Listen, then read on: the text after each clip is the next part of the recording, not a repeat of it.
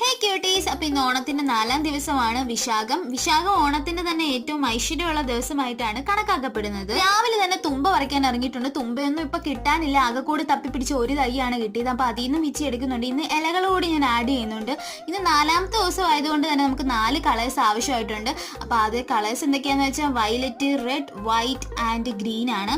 അപ്പൊ പൂക്കളൊക്കെ അരിഞ്ഞൊന്ന് റെഡിയാക്കി വന്നപ്പോഴത്തേക്കും താണ്ടടാ കിടക്കുന്ന മഴ, ഭയങ്കര മഴയായിരുന്നു. ഈ മഴയൊക്കെ ഒന്ന് തോന്നു വന്നപ്പോഴത്തേനും ഒത്തിരി സമയമായി. അതിന് ശേഷമാണ് ഞാൻ അത്തപ്പം ഒന്നും ഇടാനായിട്ട് തുടങ്ങിയത്.